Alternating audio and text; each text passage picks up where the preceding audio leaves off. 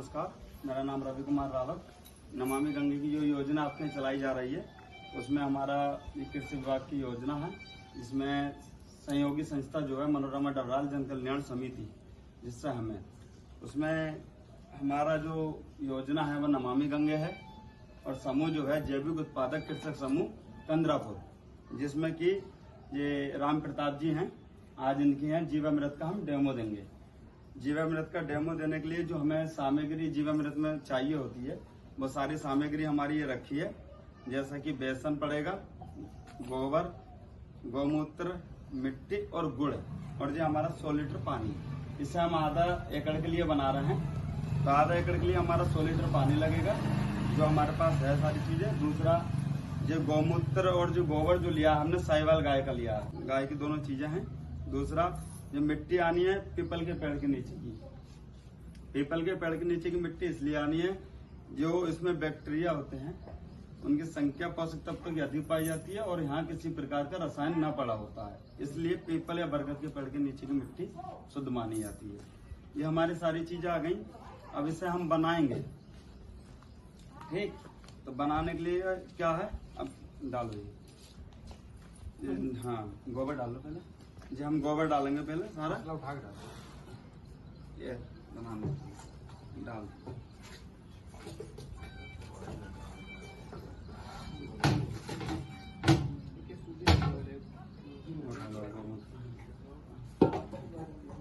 जो गौमूत्र डालेंगे हम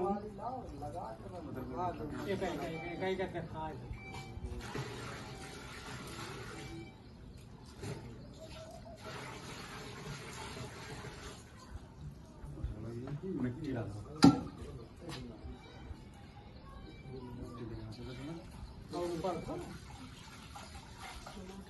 मुझे ना इसमें थोड़ा बेसन को घोल लो, इसमें घोल लो भैया। हाँ तस लेना, वहीं से पानी डाल वही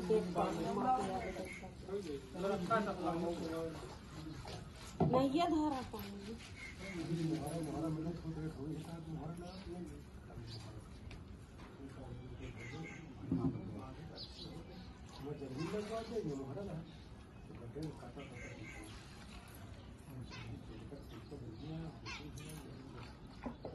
बेसन इसलिए घोल रहे हैं हम ताकि इसमें आसानी से मिल जाएगा, ठीक। इसलिए घोला बना के डालते हैं इसका और गुड़ का नहीं, हाँ, ताकि आसानी से मिल सके। दूसरा जो बेसन का जो काम होता है, बेसन हम क्यों डालते हैं, बेसन ही तो आप किसी प्रकार का दलहन का आटा भी डाल सकते हो इसमें। और दूसरा इससे फायदा है, इसमें प्रोटीन युक्त और इसमें नाइट्रोजन पाई जाती है, ठीक। इससे जो है हमारे पौधों में तेजी से वृद्धि होती है, इसलिए हम इसे डालते हैं। दूसरा जो हमारे सूक्ष्म जीवाणुओं का भोजन होता है, और जो गुड़ जो है इसलिए गुड़ डालते हैं, जो ऊर्जा का स्रोत होता है। तो इसमें जो कार्बन और पोषक तत्व पाए जाते हैं और करोड़ों की संख्या में सूक्ष्म जीवाणु पाए जाते हैं 1 ग्राम गोबर। हाँ, दोनों मिला दो, ये दोनों भोजन का काम करते हैं।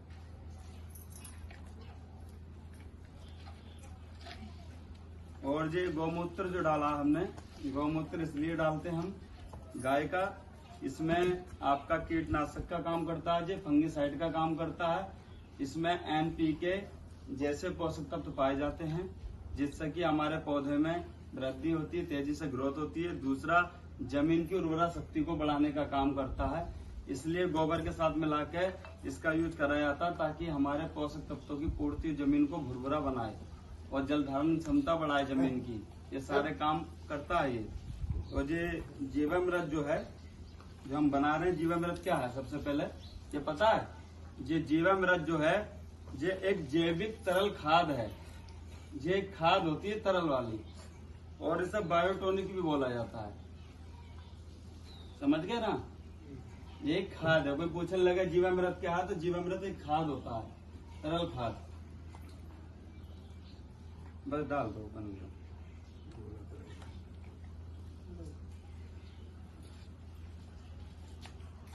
ये जैसे डालने सारी चीजें,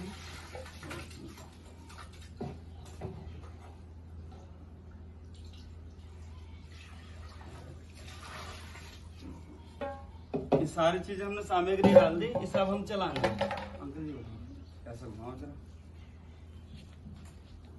इस तरीके से चलाइए।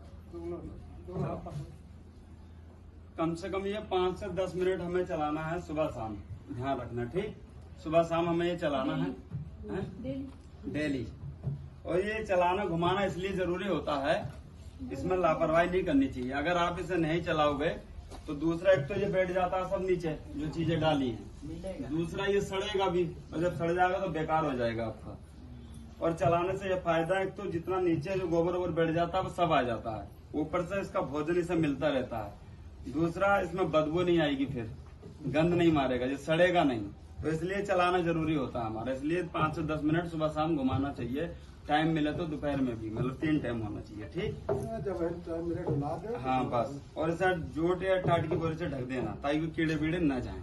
दूसरा जो हो गए, अब इसमें ध्यान क्या रखना है, सावधानी आपको, सावधानी ये रखनी है, ध्यान रखें आप, बस रख दीजिए। सावधानी ये है आपकी, निकालो। ये एक तो ड्रम हमारा होना चाहिए प्लास्टिक का ही, दूसरा छायादार जगह में होना चाहिए। ठीक, तीसरा इसमें एक टोटी लगवा लेना, टोटी लगी होनी चाहिए। इन चीजों का ध्यान रखना है हमें। और दूसरा, हमें इसका उपयोग जो खेत में करना है, तो खेत में आप जैसे सिंचाई वगैरह आपकी हो खेत में, तब आप खेत में जो टोटी हम बता रहे थे ड्रम में लगी होनी चाहिए, उसके साथ भी आप दे सकते हैं। या आपके खेत में पानी भरा हो तो छिड़काव जैसे बाल्टी से फुवारा वाला आता है, उसके छिड़क दें आप, पानी में अच्छी तरह मिल जाए। और जो आधा एकड़ में आप 100 लीटर काम करें। अगर आप जैसा कि फसल पे कोई वैसी फसल हमारी और स्प्रे के रूप में आप डालें, जैसे स्प्रे वैसा अधिकतर बहुत कम करते हैं लोग, अगर स्प्रे भी आप करें तो 15 से 20 लीटर इसका प्रति एकड़ के लिए पर्याप्त रहता है। मतलब एक टंकी में 1 से 1.5 लीटर 15 लीटर पानी में मिलाकर आप तब भी छिड़क सकते हैं इसका, या स्प्रे मार सकते हैं।